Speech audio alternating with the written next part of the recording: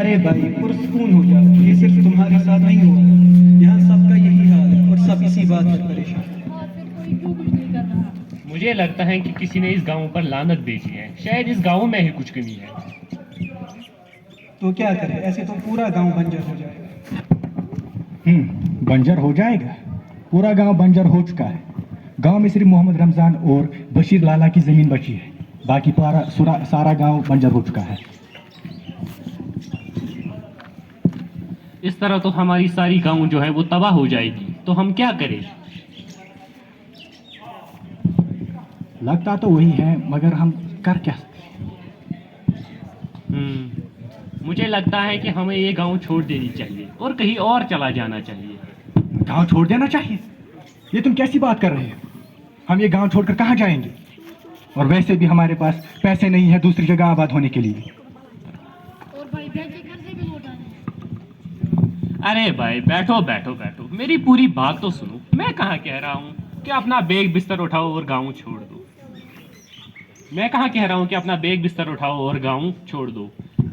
ہمارے پاس جو زمین ہے وہ ویسے بھی بنجر بن چکی ہے اور ہمارے کسی کام کی نہیں ہے، اس لیے اس کو بیچ کر جو ہمیں رقم ملے گی اس کی وجہ سے ہم نئی جگہ پر نئی زمین بھی خرید لیں گے۔ نہ ہونے سے بہتر تو کچھ زمین ہونا ہی بہتر ہے۔ کیا کہتے ہو تم لوگ؟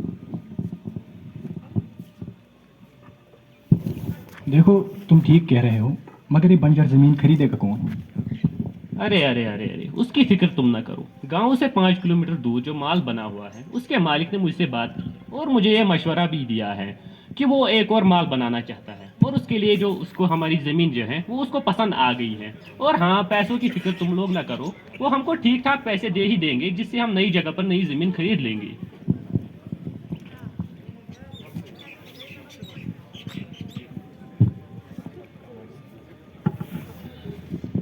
افسوس کے ساتھ ہم سب نے یہ فیصلہ کیا ہے کہ ہم اپنی جو یہ زمین ہے یہ بیچ رہے ہیں۔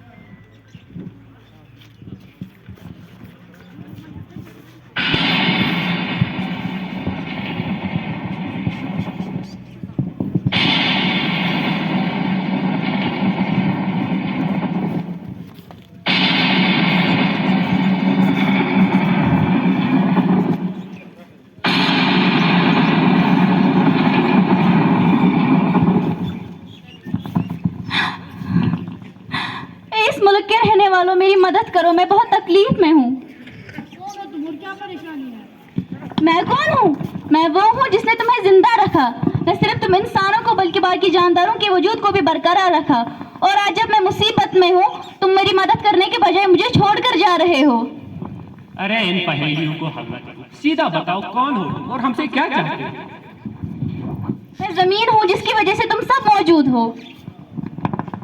تم یہاں کیا کر رہی ہو؟ ہمیں تمہاری ضرورت بھی نہیں ہے، ہم یہ گاؤں چھوڑ کر چلے جا رہے ہیں۔ یہ سب تمہاری غلطی ہے، تم نے مجھے آلودہ کر دیا ہے اور اب چھوڑ کر بھاگ رہے ہو۔ جھوٹ مت بولو، تمہاری زمین بہت آلودہ ہو چکی ہے، اس لیے ہم تمہیں مجبور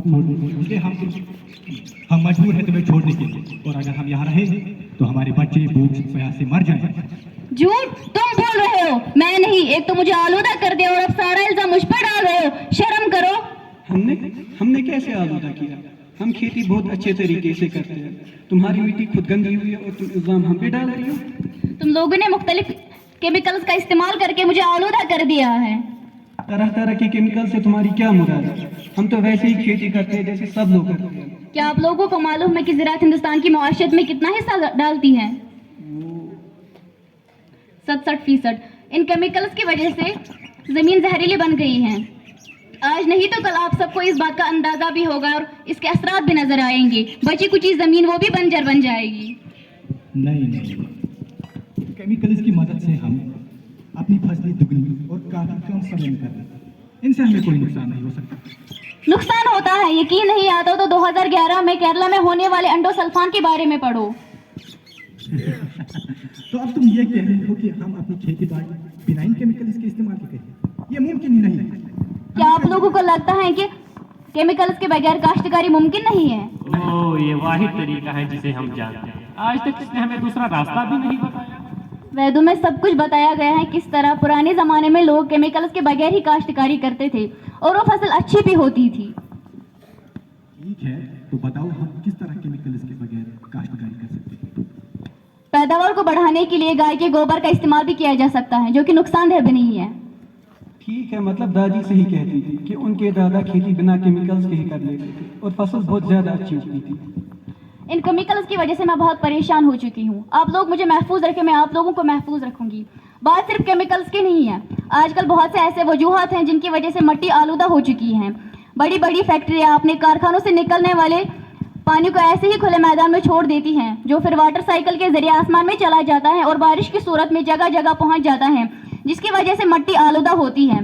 हवा भी साफ नहीं है। इस सब की वजह से मैं बीमार हो गई हूँ और तुम लोग मुझ पर उगने वाली फसल खाते हो, जिसकी वजह से तुम सब बीमार पड़ जाते हो।